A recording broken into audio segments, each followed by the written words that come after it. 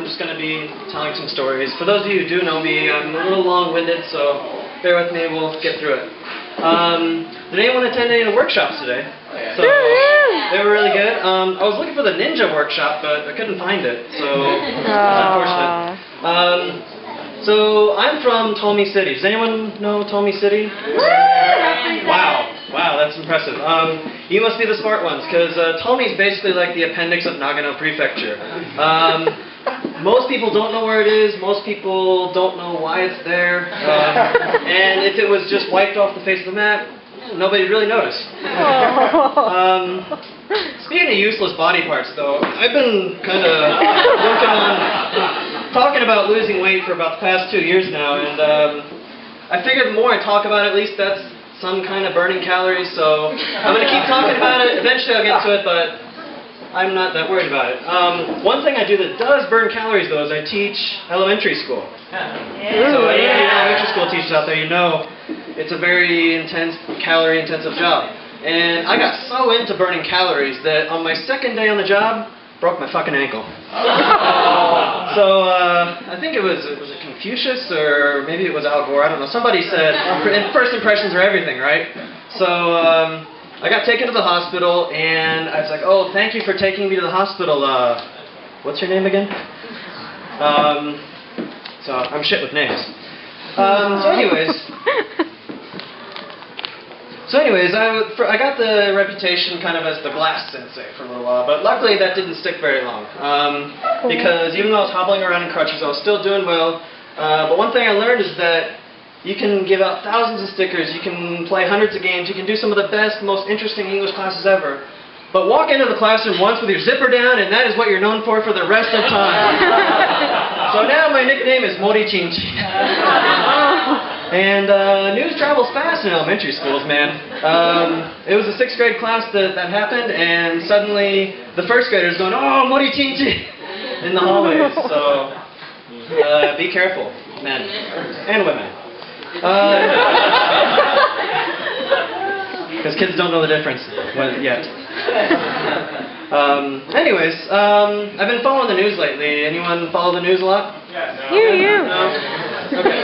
So recently there was a breakthrough in the human genome. Scientists isolated what's called the MacGyver gene. And apparently they found that it's in every single elementary school English teacher. And this is like a hyper-creativity gene. And that's because I've yet to meet an English teacher who can't, in 10 seconds, make an English lesson out of a ball, some colored tape, and a paperclip. It's just that easy. So if you ever, in the future, when we can make our kids, if you ever want to damn your child to a life of English education at the elementary level, just have the MacGyver gene ordered up. Nice. Another piece of news I heard is that in Denver, is anyone from Colorado? Yeah. So be proud, gentlemen, because Colorado has become the most progressive state in the United States.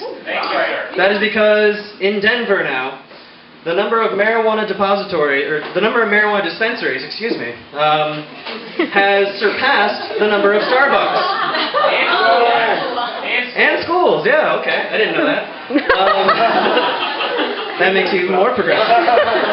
Oh, man. So what's the next step then for Denver? So I guess just point cards and free wireless, am I right? And the point cards would just be money in the bank, because what stoner is going to remember that they have a point card? So, good on you, Coloradians. For those of you who know me, I'm a gambling man. I like to make bets. I like to play poker. I like to do those things.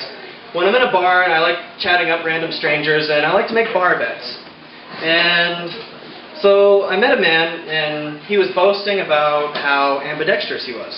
And he said, yeah, anything you do, I can do left-handed. So I said, okay. Read that sign, left-handed. So, yeah. That's my Japanese comedian impression. Like Aaron, I would also like to give a big thank you to the staff of Arriba Arriba. I'd tip you if I could, but there's no tipping in Japan. That's unfortunate. If I could tip in Japan, though, I'd give the biggest tip. The biggest tip would be don't compliment foreigners on how well they use chopsticks. Yay!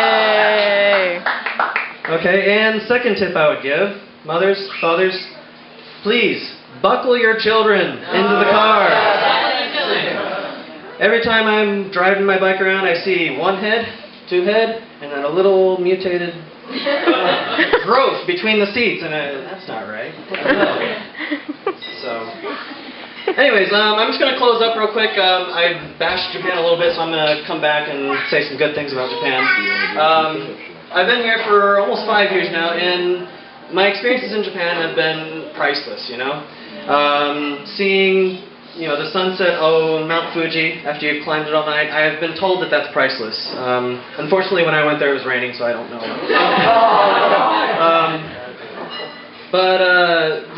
The people also, their reaction after the disaster, that was just priceless. You'd never see that in any other country in the world. Seeing a salaryman sprawled out on the pavement in Tokyo at midnight, that's just priceless, man. You won't see that anywhere else, only in Japan. And the last thing that I think is priceless is something very close to my heart.